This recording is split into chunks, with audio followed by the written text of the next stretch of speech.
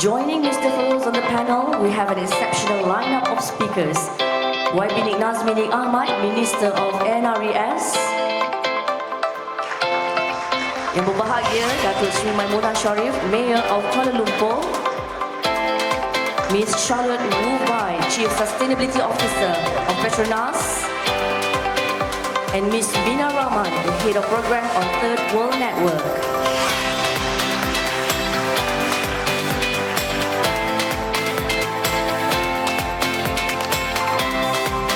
Ladies and gentlemen, let me share a little bit about our speakers today. YB Nik Nazmi Nik Ahmad is Malaysia's Minister of Natural Resources and Environmental Sustainability, as well as the Member of Parliament for Setiawangsa. He's also been appointed as Minister in 2022 under the Unity Government.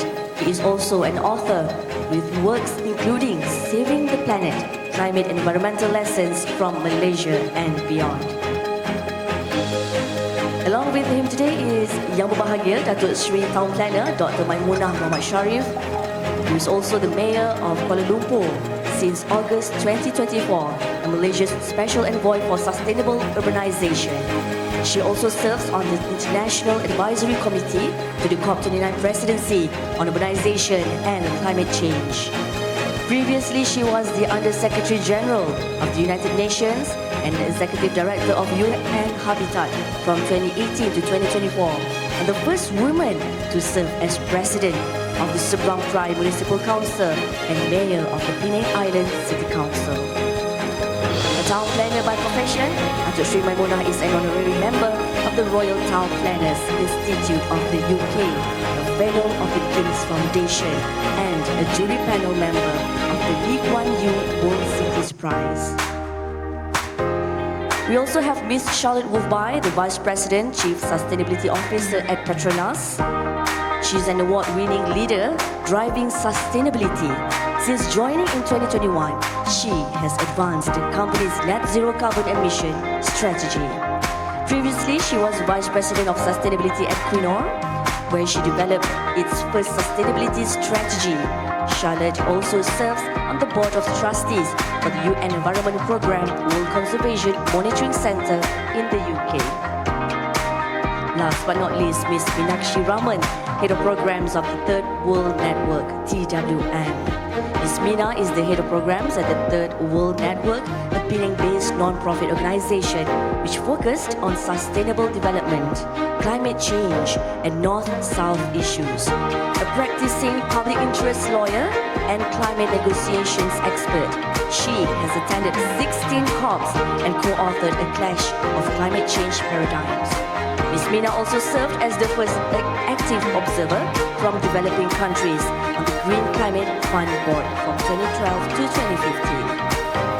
And with that, Mr. Feroz, whenever you're ready, the stage is yours. Thank you, Puan MC. Assalamualaikum and good afternoon to all. So I know we started this panel a bit late, so I've done my side negotiations and I've got 15 minutes extra for this. So we still will have some time for some Q&A from the floor, right? So as usual, I will warm it up, right? See, I only got easy questions. I'm supposed they will give the hard questions to be honest, right? So we have a stellar heavyweight lineup here. Share thoughts on this discussion, talking about reflecting of COP29, key takeaways and future pathways for this. So I'm going to start off with Datuk Sri. Datuk Sri, I have to admit, I'm really having a fanboy moment here. I've been a big admirer of your work at UN Habitat. I really you left big shoes to fill over there, but UN's loss is KL's gain, right, on this. So I would just like to start off by posing the first question to you to set context from more of a global perspective, Dr. Sri. How do you see the COP29 agreements address urban resilience and sustainable cities, especially for developing nations? What are your thoughts, Dr. Sri? Thank you so much, my fanboy. Assalamualaikum warahmatullahi wabarakatuh. Very good afternoon. Salam sejahtera dan salam Malaysia Madani. Thank you so much for this opportunity, YB, for inviting me to these sessions and also to share. And I would like to thank the President of Azerbaijan for giving me the opportunity to speak at the opening of the COP29. think it's the first time being given a third person to speak after the President and the Secretary General of UN, and then me. And at the time that when I mentioned about this opportunity and during the speech, you can still listen it to the YouTube, it's still there. And at the same time, I would like to bring forward that I always bring the issues of action on the ground, either it's climate change or sustainable urbanization. And I'm very happy that as the advisor to the COP29 president, I have the opportunity to also talk to the Azerbaijan team, and where we mentioned that this COP29 is an enabling COP. COP29 is a finance COP. If you know that it's COP27 in Glasgow, I tried my level best to bring in the local Climate Action Summit to be held in Glasgow. I failed. Yeah? But even though I failed, I continue my struggle, and I managed to bring in the local Climate Action Summit in Sharm el-Sheikh at COP28. I think I managed to convince the Prime Minister of Egypt, I think because he is also a planner. So he knows the importance of sustainable urbanization, and he knows the importance of bringing the COP to the local government. You're talking about cities. And I'm also very fortunate to have the opportunity to speak to the President to continue the work that from the COP28 to COP29. And because at COP28, we had this ministerial meeting for the urbanization, because I realized that in previous COP, I think the attendance is attended by the Ministry or Minister of Environment. But when you talk about sustainable urbanization, it's a very complex. So we managed to bring the Minister of Environment, Finance, Housing to one session, we call it Ministerial Urbanization Session and Local Climate Action Summit, and it came out with sustainable urban resilience for the next generation. Now go back to the COP29. I managed to convince and also the government to continue, the government of Azerbaijan to continue the work of the COP28 and revert to the COP29, and also have the ministerial meeting and on urbanization. And at COP29, it came out with CHAM. The CHAM is and the COP28 CHAM is the Coalition of High Ambition for the Multi-Level Partnership. I think this is very important to look at when you talk about the enabling COP and finance COP. We have to look at the financial structure. When you talk about loss and damage fund, how much is the loss and damage fund really trickle down to the cities, really trickle down to communities? Sometimes we don't know where the money goes. But I really put forward to say that please look at the architecture, the financial architecture, because the countries that suffers most is the most vulnerable country, and they emit the least carbon emission. So these are the areas that we look forward. And at the same time, I'm also very, very happy to see that they link it to the cities and the SDGs, because 63% of the 17 SDGs, 169 target is in cities. So SDG will be lost or won't be in cities. So I think this is very important to see that the enabling COP and the finance COP. I'm very happy to see that even though we hope to get more, but at least there's a commitment from the member state for the, we hope that it will be less by 16 billion, but at least there is a resolution and also a decision to involve local government in the NDC, the LDC, local determinant contribution, to be also included in the NDC. It's not only at the national level, it's also at the local level. And at the same time, I think it's very important also to look into the three things that I put forward leadership and political commitment if we want to talk about sustainable urbanization and climate change. Second is about funding and also the capacity, the expertise that we are looking at. And the third is on the governance.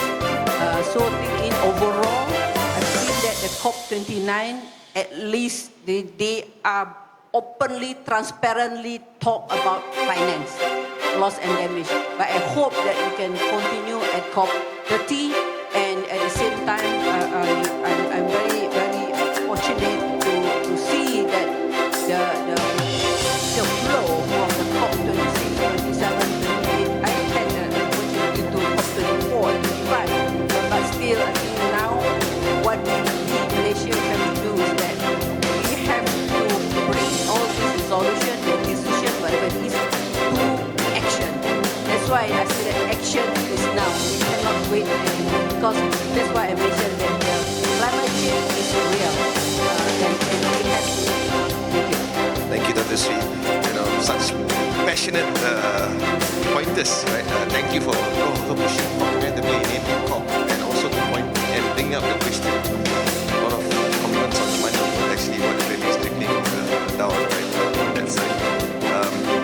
So I think that brings a good segue on my unique Dr. Sri perspective, COP9. If I could pose the next question to you, what is the most significant takeaways from for Malaysia, maybe even yourself, particularly in terms of commitments and outcomes relevant to our national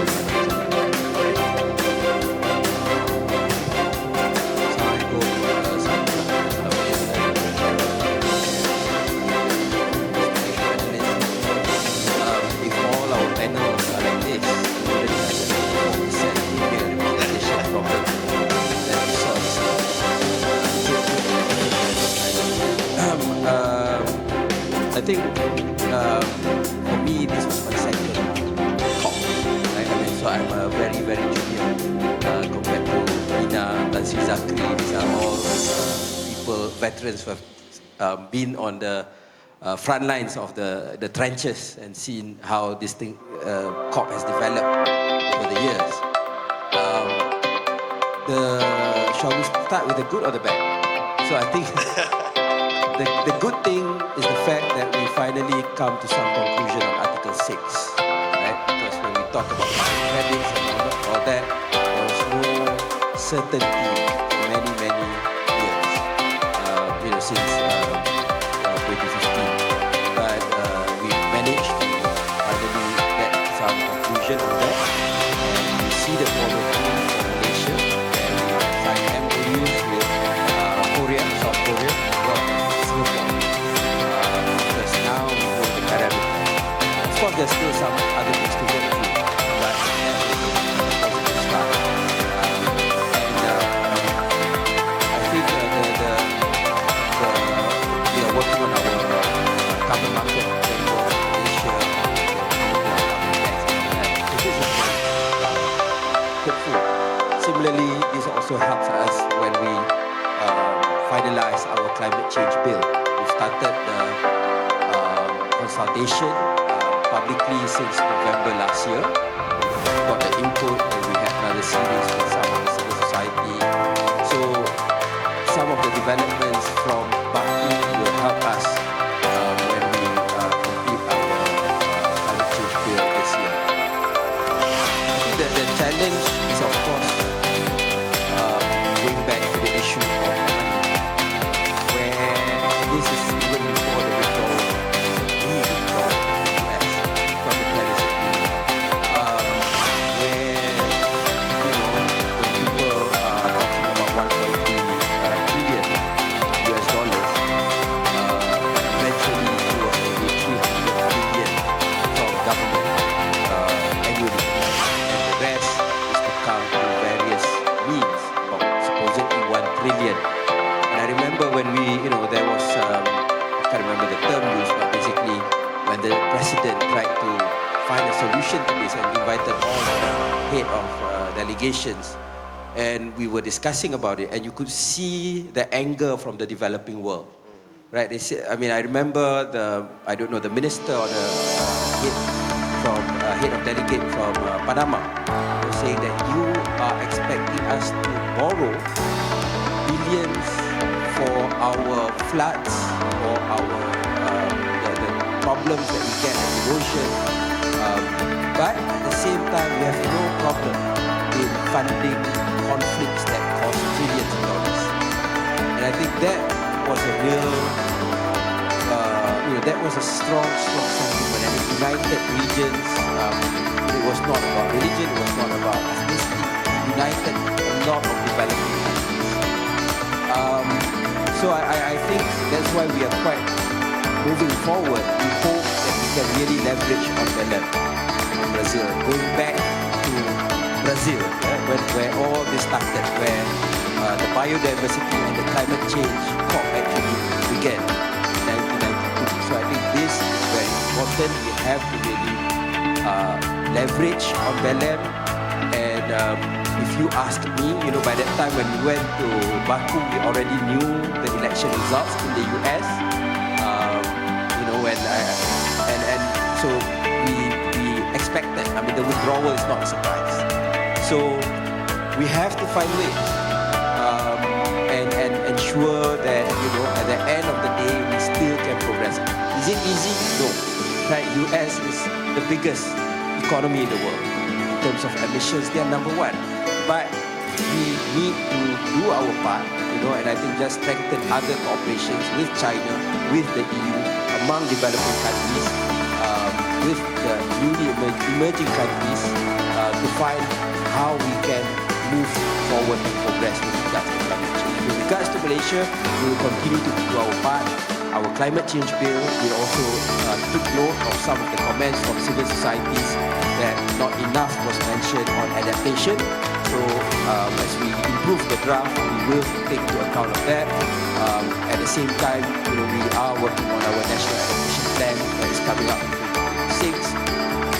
And as we've seen, the floods, the coastal erosion is happening in Malaysia day in, day out. And the urgency of this, as mentioned by the mayor, is we have to act now. Right? There is no plan B.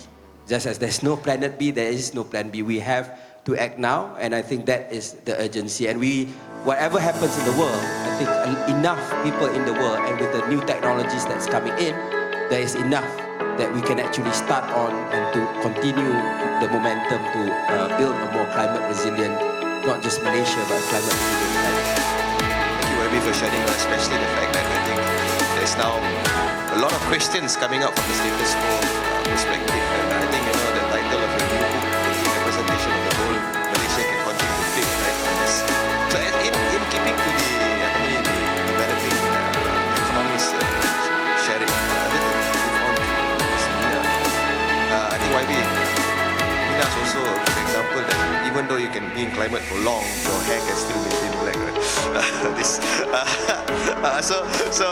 Mina, my question to you, is, adaptation. What are the critical gaps in the COP29 outcomes when it comes to addressing the needs of developing countries, particularly in the context of vulnerability of the ASEAN countries? Your thoughts on that?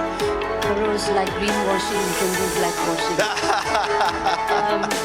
Thank you very much. And I don't have much time, so honourable guests and particular Babi Nick, and also Dato' Sri Maimuna, an old friend both from Kuala, Mayor of Penang, so we know her very well, and we're so happy you're Mayor of KL, and we're talking about sustainability in KL. Very quickly, just to say, I think the Mission 1.5, which the Brazilian presidency is touting, is really mission impossible. And so I think we really need to take a very, very hard look. I saw a lot of upbeat from the MGTC presentation. However, I think the reality is that when Donald Trump talks about drill, baby, drill, I'm sure many of you must have read Martin Wolf of the Financial Times, not exactly the most progressive economist, but even he was talking about burn, baby, burn, as a consequence of what the United States is doing. Now the point is that no matter how much Malaysia can do, no matter how much ASEAN can do, with the United States out of the Paris Agreement, it's an abdication of a huge responsibility. And we already know that we have crossed the 1.5 degree threshold last year. And the IPCC reports talk about 500 gigatons of carbon space that is left to limit temperature rise to 1.5. The US drill, baby drill, and the consequent, all these BlackRocks and JP Morgan and all the banks who were talking about net zero. We are not a big fan of net zero for a lot of reasons. We don't have time to discuss that. But many of it was actually greenwashing. But even that little greenwashing is now off the charts. They can't even talk about net zero in the United States. So, and the latest that I also read that Donald Trump says that if the EU doesn't import US oil, they will impose tariffs on the EU. So we're really, friends, I think we do need another session to really deep dive and take a hard look at Belém and what the expectations are. Now, on the global level, with the US exit and the kind of backsliding of the climate agenda and the right-wing rise in the EU, Germany going right, you're not going to have climate change up the agenda anymore. Now, what does that mean for countries like Malaysia and the rest of the developing world? Now, there's only so much money. They're not, and I want to say, it's not 1.3 trillion that they're going to be providing. There's not even the 300 billion. It's mobilizing 300 billion. It's not a provision. The US was very clear. This is a voluntary contribution with developed countries taking the lead, and it's only about mobilizing. It's not about provision. It's not about the Article 9.1. It's about the Article 9.3. So for those of us who are following, it's actually the details that we must pay attention to. And India on the final hours. Now, why was India so angry? They were angry for a couple of reasons. They were angry because if you look at the paragraph 8, or actually it's the paragraph 8 of the NCQG decision, which is about the new goal. The 1.3 is a nothing. The main goal is in paragraph 8, and it's only about a 300 billion mobilizing. And it's by, the next review will be by 2035. 10 years for a review. And the GST, by the way, is not in 2026, it's in 2028, the next global stock take. So, what are we stock taking when there is going to be absolutely no money in terms of real funds that are going to come? But the hope is that there is a decision there in the NCQG decision which says significant resources for the Green Climate Fund, for the Adaptation Fund, for the other funds of the JEF included. So what we have to do is to pick up the pieces and say this is where you need to put significant resources in these funds so that developing countries can access them. For instance, the Green Climate Fund, $13.9 billion. It's not insignificant, nowhere near enough, but still a very important fund. So many of us in civil society are going to be campaigning on that level. Now, the Indians were very angry because if you look at the details of the decision, one of the things that will count to the mobilization is the MDB counting of finance. What the developed countries and the shareholders from developing countries as well. So India said, if you are going to say MDB outflows are going to be counted, then you are asking developing countries who are also shareholders in the MDBs for that contribution to be taken into account, which is unfair.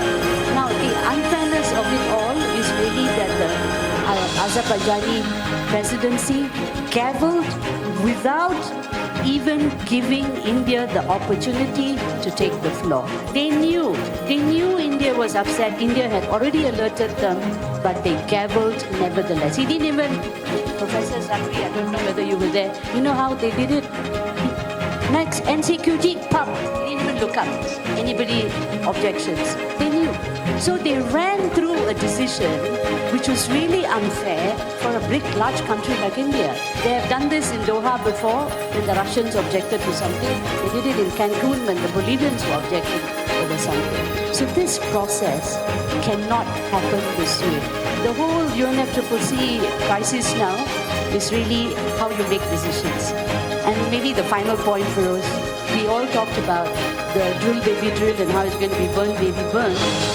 But then in the Vision 1.5, when I said it's going to cross the threshold, how do you expect the NDCs of developing countries to be ambitious? Many of it is probably going to be conditional. And so if you add all of that, and they'll come and then the US is out of it, you will actually come to a huge emissions gap. And who is going to fill it? Are developing countries going to fill the ambition gap of the developed world? So where is common but differentiated responsibility? Going out the window. So we are at a crossroads of a multilateral process. And if you look at what's happened in Gaza, finally there was a solution. But look at what they're doing in the West Bank. So this is a politics of impunity, no respect for rule of law. And the final word I'll say is that it's not about civil society alliances alone. We really need a stronger South-South alliance because that's the only way. Then the finance decision splintered on the last hours because the G77 was disunited. So it's not enough, Minister, for ASEAN. We really need real South-South solidarity. If we want to save ourselves and save the world, we have to be united much more powerfully. And I think PMX is leading the way and we can do more. Thank you. Thank you, Mina. Now for sharing critical gaps and also sharing how these geopolitical movements is reshaping reality when it comes to climate action and even questioning the fundamentals of 1.5, right? Thank you for sharing. And in a lot of your sharing, alluded to a lot of private sector action as well. Right? The NC, I always get acronym. NCQG, the additional cost of 1.1 trillion mobilization for private financing, and you cannot have private financing if you don't also talk about private sector, right? Okay, so good segue for Charlotte as well. So Charlotte, next question for you. What lessons from COP29 that can guide energy companies and maybe even just companies in general, right? In balancing the demand for fossil fuels with the transition to renewables. Your thoughts? And unfortunately, just like how private sector in most of these G2G discussions, I'll just have to ask you to keep the thing a bit shorter because of time. Thank you very much for that question. Thank you very much for inviting me here today. And I must congratulate NRES on the position because also in government, but also it's non-state actors to be engaged. So civil society, local government, business associations. So pretty much business factor or investor, we would be kind of I think there's a few in the floor. So bankers and financiers, we expect a question from you to complete it. And I think this is a genius move because, as we heard, all the conversations, negotiations are so tough. But there is a very strong undercurrent, I would say, in the whole world, including also countries that have had recent elections. The undercurrent's very strong. I think the current and the future generations really want a greener, cleaner future, and that's what we're all working towards. And I'm no expert on what the city and the C40s are doing, but the cities are so powerful in this, and business, and with the support and the scrutiny of civil society, I think we're going to do really well. So COP29, how did it guide the energy sector? So there was quite a lot to unpack for us, I must say. And Malaysia endorsed, we think, 10 COP29 presidency declarations and pledges, and there are at least 5 of those in the area for the energy sector. So one is the Global Energy Storage and Grids Pledge, which is about increasing the storage capacity, energy storage capacity, 6-fold by 2030, as well as building a larger grid capacity, 8 million kilometers by 2050. The other one is the green energy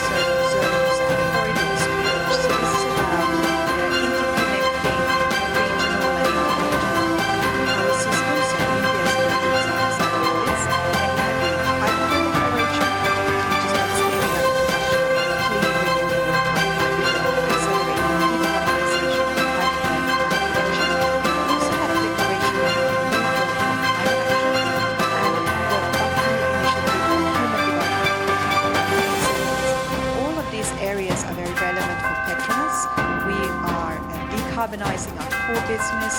We also have, we are investing in new businesses such as renewables. We're looking at electric vehicle infrastructure, hydrogen, biofuels, and so on. So all of these operations are very, very relevant. Also, as we are formalizing our priorities, what is our role when it comes to this transition? So this is again very powerful. And also around local policy solutions. So there's a lot of relevant aspects for business and very briefly, I also want to mention other oil and gas players and associations came together. We actually announced a joint ASEAN energy sector that we stated our decarbonization as well as specific focus on driving down methane emissions that are so low. So this is a fabulous communique available on the website and brings together the ASEAN energy community in support of the chairmanship this year. So we really hope to drive that.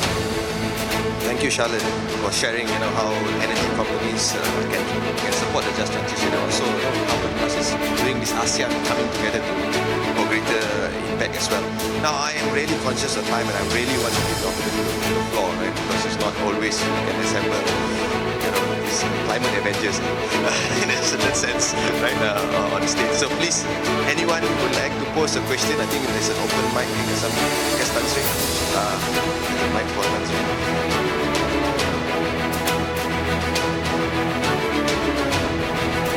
Thank you. It's not a question, but really a comment. And in particular, the minister. I think one needs to reflect what we're going to do. And the summit in 1990, the minister was on the It's really inspiring. So,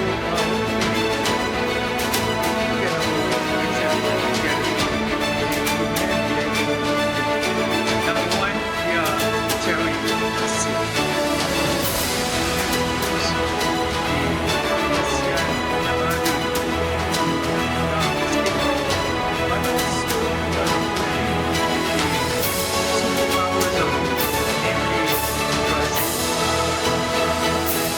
Also look at the Congo Basin, is one other area that was important. Secondly, what the minister really go at it is CBR, is comment by the responsibilities which have been abandoned today by countries like the West. People don't even talk about it, but it's a very basic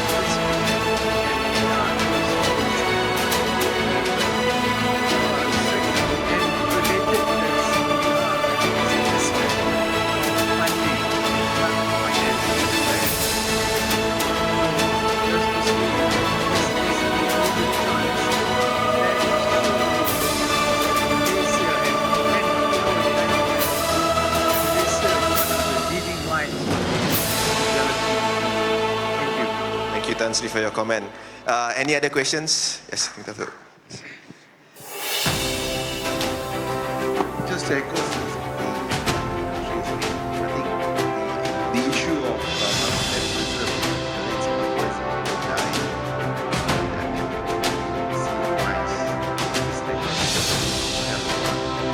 and America has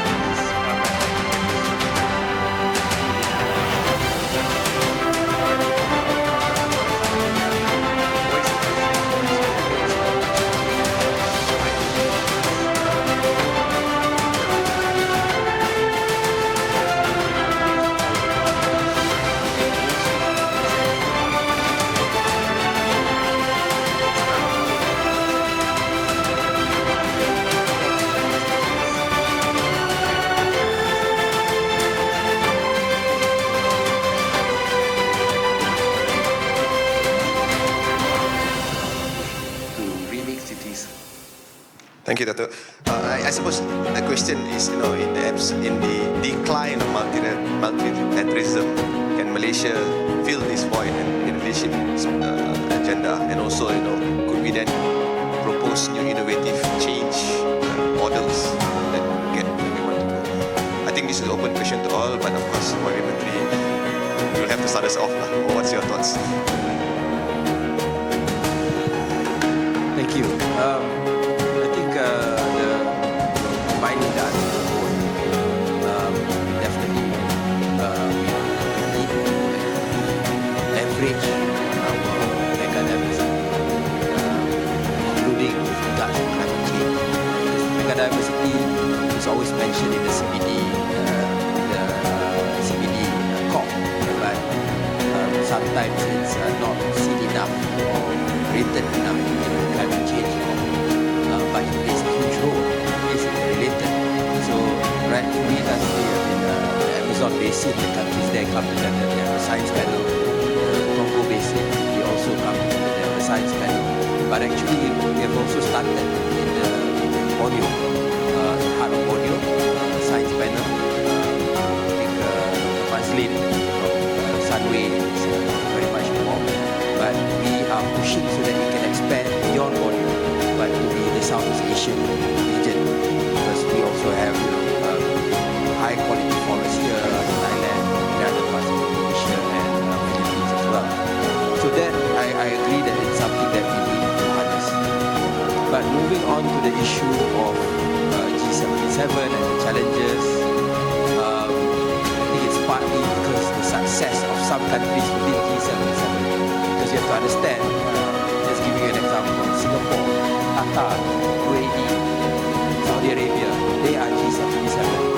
Congo, Bolivia, Mexico, they are also G77. So the level of development is already very different.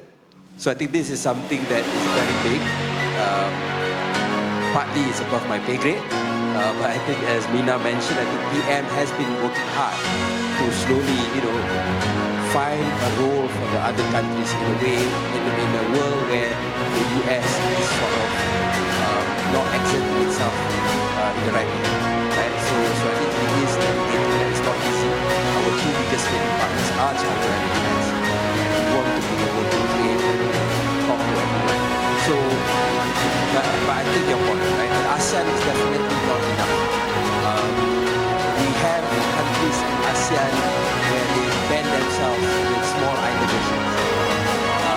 It doesn't stop. For me, because these are groupings, right? You can be part of small island nations, you can be part of ASEAN, you can be part of G77. But I think whatever it is, ASEAN should be the first port of call if you want to have a regional cohesive bloc. But it should go beyond, and we have to look at other countries as well, so that we can leverage Malaysia alone on our own. We are too small, right? So I think that is where we can make a difference. But although we are small as a country, our leadership, and we see the case of apartheid, we see the case of Palestine in the past, during the Earth Summit, we have done it, right? So I think we are in the right time with the right leadership with our Prime Minister, but it's something that we have to work on. And ASEAN is actually the best. Our ASEAN chairmanship provides us that we have to succeed. It's already started. It's already end of the first month of 2025. So we need to really focus so that we can take advantage of this year. So I'm actually being signaled by the organization out of time because I'm such a fanboy that I say, bend the rules and 2 minutes. I just want to suggest that, you mentioned about just now the US pull out, but I would like to put forward, let's use the voices of cities. Even US pull out, I think the mayor, California, Florida, New York, they are opposing, they are with us for this Paris Agreement. So I would like to put forward that use the voices of cities. Of course, cities, there are many categories. Some are poor, some, but the voices, I think that would like to have the movement, because there will be for ASEAN level on the 10th of August to the 15th of August, it will be the ASEAN and Governors Forum. So many maybe we can use this to bring the voice of ASEAN and bring the voice of cities globally.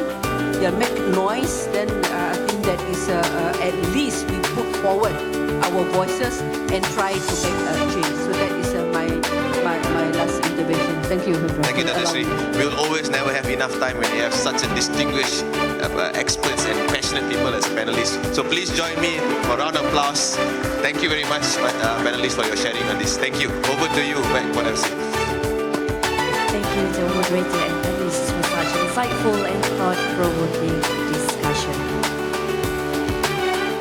Your expertise and reflections have provided valuable guidance on our future pathways in addressing climate change.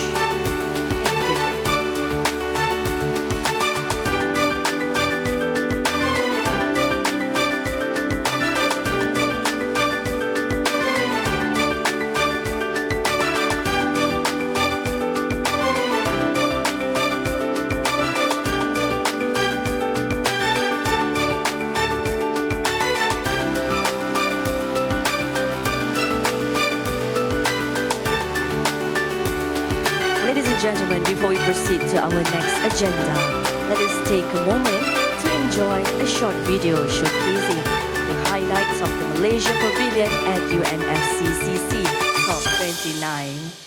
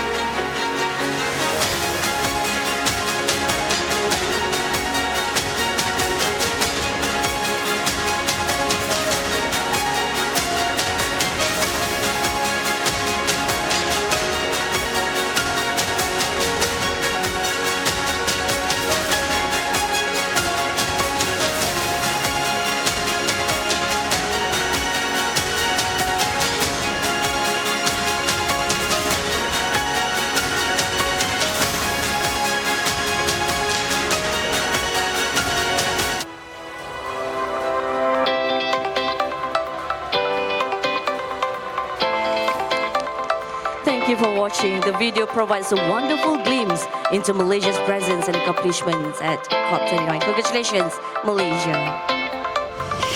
Ladies and gentlemen, moving on to our next agenda, we have now reached a historic milestone in Malaysia's climate action journey, the official launch of Malaysia's first biennial transparency report.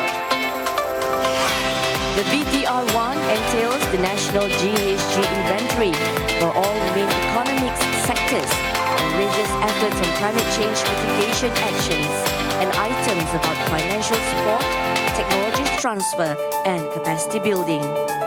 May I currently invite Yang Berhormat Nik Nazmi Nik Ahmad, Yang Berbahagia Datuk Dr. Ching Tu Manalaki Kim and Yang Berbahagia Datuk Noyahati Awang to the stage to officiate the launch.